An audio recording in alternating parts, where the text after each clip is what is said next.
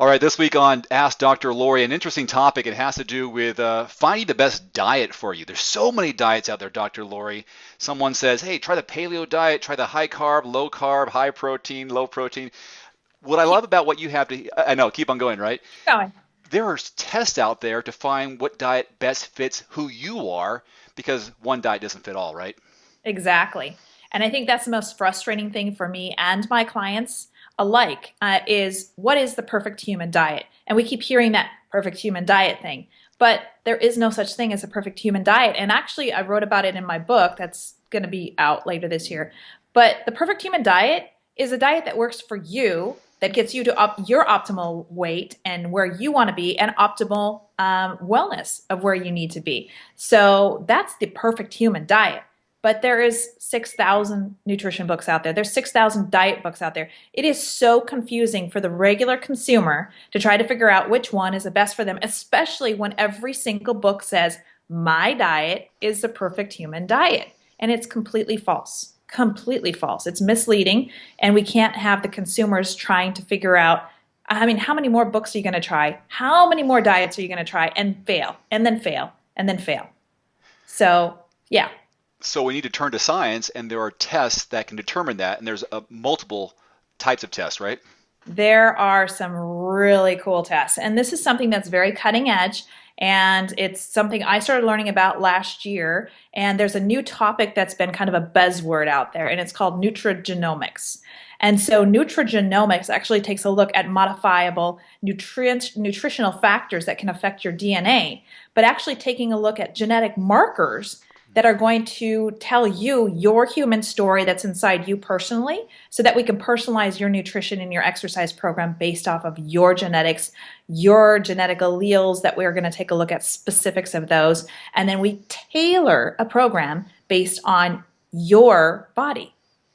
Now, DNA testing, what forms do you need to make this DNA test? Is it, you're talking about blood, saliva, hair? That's what makes this so cool. It's just a saliva test. And so basically, you just take a swab and you swab in your cheek on both sides. And we send the swab in to a lab in Florida and it gets analyzed in 10 to 14 days, which is actually a lot less time than, I don't know if you've heard of there's a genetic test out there, 23andMe. It's one that looks for tons of different genetic markers. Now, the problem with 23andMe is that it takes several weeks before you get your results back. And then you just get this list of a whole bunch of genetic markers telling you this is your story. But then you have to hire somebody to interpret it because nobody knows how to interpret it. So the test that I run basically looks at 42 markers, but it interprets it for you as well. Plus you get me. So I interpret it for my clients as well and tell them, this is what we need to take a look at. And this is how we need to modify and tweak your program for you. Who's the best client for this? Is there a certain age range in which you should have this test done, or once you get past your 20s, then it gets important to do this? You can start in your 20s if you want. I think everybody's struggling trying to find the perfect plan for themselves, especially a lot of us that have failed. So, say you're 40, like my clientele is a lot of women, and they're usually menopausal, so they've got all these different issues, hormones involved, and things like that. And so it just becomes very frustrating because they've tried everything and they still have the belly pooch, and I can't figure out what I'm supposed to do. And I've been on Atkins. That's the one I keep hearing from everybody. I've been on Atkins. I'm low carbing. I'm doing this. My thyroid is shot. Okay, well, let's way back up and let's take a look at, what should we base your nutrition program off of? So it can be men, it can be women, it can be people in their 20s, 30s, 40s, 50s. I've got a couple clients that are in their 60s that I'm running the test on this week. There really isn't a special targeted group. It's just anybody who wants to know their story. And you only have to do it once. That's the perfect thing about this. It's not going to change. Your genetics are not going to change. And so this is a one and done. But then you know. And so there's a printout that they see and that they're not necessarily going to be understand it, but you can understand it because of your background and your education. So what they get when I run the program is they get a 40-page report. And the 40-page report extensively goes over all the information. Now, when I show this to a client, they're overwhelmed. They're like, this is way above my head. So what I do is I take this much information and I condense it into about that much information and basically give them the snippet and say, this is like take in terms of leptin. Leptin is one of the hormones that affects your hunger and satiety. So basically, it's that communication between your gut and your brain telling you that you're full. I always say you're full, silly, so stop eating. So when we have that gut-brain connection and it's not working, that's usually leptin. Well, this test will actually tell you if you have an issue with leptin. So that's going to tell you, okay, well, if I have a leptin issue, then, hormonally, there's something that I need to adjust based off of that. It'll also tell you if you're a sugar craver. There's one specific genetic SNP, it's called GLUT, that it'll tell you if you're a sugar craver. So basically it puts it all into perspective of why do I crave sugar more than that guy that's craving salt? Well, it's because I'm genetically predisposed to crave sugar. So there's some really cool genetic markers. But Dave, my favorite part of this is when you take a look at your macros. Now, you're Ironman triathlete. I'm sure you know your macros, right? Do you follow your macros? I don't. I don't. Boy. Oh boy. Okay, I need to do you. Yeah. We have to take a look at when you look in terms of macros. So I did a bikini competition last year. And in terms of macros, I had to closely follow fats, carbohydrates, and proteins.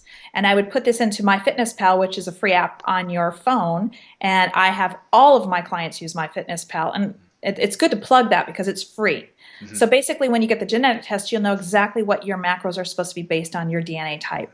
So I know that looking at mine, I had my diet was completely wrong, totally wrong for me. I was following Atkins because during the bikini competition, we had to restrict carbs. So we went really low carbing, and I was eating tons of protein and tons of fat. Well, you've also heard that fat doesn't make you fat. Have you heard that? Yes. It's all over. It's all over the news. Fat doesn't make you fat. And there's good fats, and good fats are good for you. However, if you have the genetic predisposition to get fat from fats, you're going to find that out in this test. And this test is going to tell you if you're one of those people who, unfortunately, even if you eat tons of good fats, it's going to make you fat. So I'm one of those people. I found out that I had to increase my carbs. And so I had actually increased my carbs up to about 40% of my daily intake. And then the other 60% was coming from proteins and fat sources, and actually lower fat. It's telling me I'm more predisposed to having an issue of storing fat when I eat fat. So I find that completely fascinating. I've got one client that it said that she needed to do 55% carbs. And she looked at me and she's like, we're all afraid. We're carbophobes. And she's like, I can't do 55% carbs. But it doesn't mean you're going to go out and start eating French fries. It doesn't mean you're going to start eating 2 cups of rice. It means that we're going to start introducing more fruits, more fibrous vegetables and things like that. Those are good carb sources. So, I kind of help clients get through the jumble and the mess because there's so much information. And people, I think, are just on overload. You get on the internet and they're just confused. There's too much out there. What I love about this, Dr. Lori, is that it's personalized. This is for me. Mm-hmm. Do you offer a grocery list? Because I want to make things simple as possible. I just want to know, what do I need to buy now from this point forward?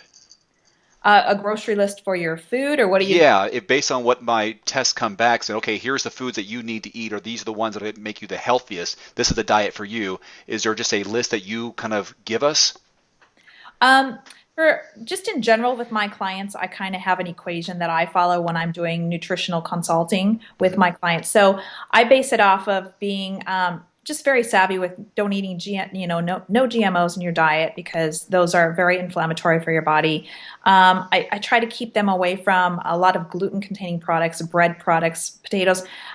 When we're trying to lose weight, we really don't want to be eating the white stuff, the white sugar, the refined sugars, the flours, the breads, the pastas, all of the normal things. But those are all the things we go through, because sometimes the things that I think that everybody knows, I take for granted, because not everybody knows those things. And so it does require a part on my part of nutritional counseling as well to help them weed through the I call it the noise. There's just too much noise out there. So Dr. Lori, how can people find out more information on getting these tests done with you? It's pretty simple, actually. They just need to contact me or send me an inquiry through my website, which is www.healyourselfbeautiful.com. And every email comes directly to me. So I personally will look at those emails and get back within 24 to 48 hours, and then schedule a consultation or send out a kit.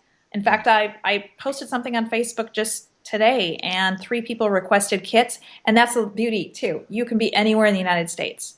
and I can send a kit to you, and then you send the kit to my lab, and we can do a Skype or a phone consultation anywhere in the United States.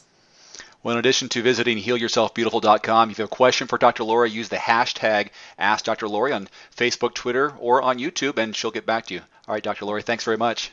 Thank you, Dave.